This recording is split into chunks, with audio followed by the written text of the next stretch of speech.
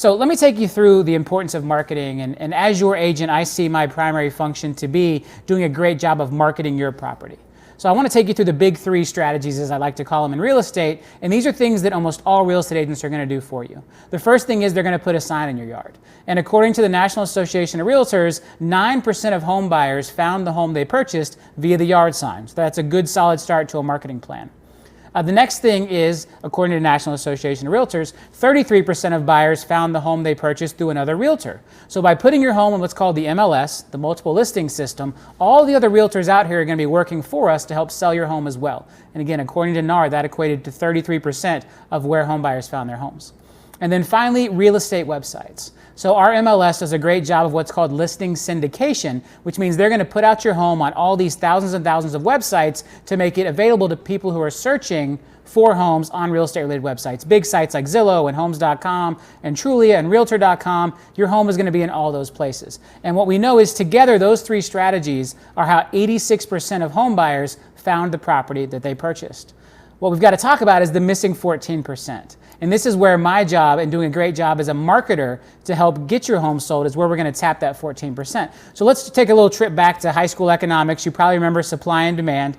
A real simple principle there. If supply is stable, which I can't control the supply of homes for sale here in your neighborhood, it is what it is.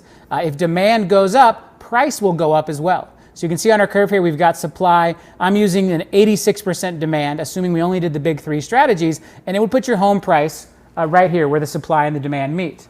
Now, if we can increase that demand, if we can get more than 86% demand by using the creative marketing strategies I'm going to share with you, we can push the home price up. Because as demand increases and supply stays the same, we're going to push the price up. And my job, my goal, is to get you into that green shaded area, which means you get more money for your home via that extra demand. So let's talk about the three keys to increasing demand. The first thing we have to do is increase exposure.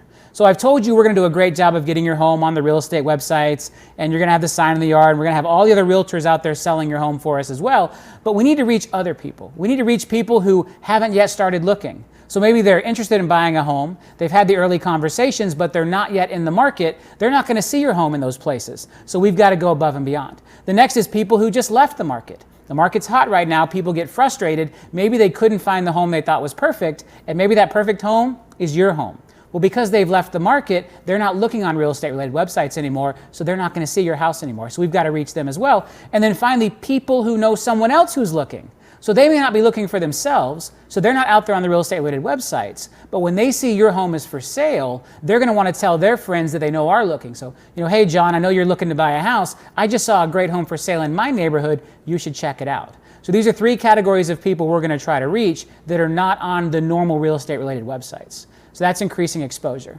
The next thing we've got to focus on is repetition, repetition, repetition. So why this is important is we have to beat the distractions. So if you think about it, someone may drive by your yard sign and see your home, maybe they're interested in it, maybe their friend told them about it, and then they forget. They get busy, they get a text message, they get a phone call, maybe another driver cuts them off on the way home, they forget about your home. So we've got to cut through that clutter through repetition by showing them your home over and over again.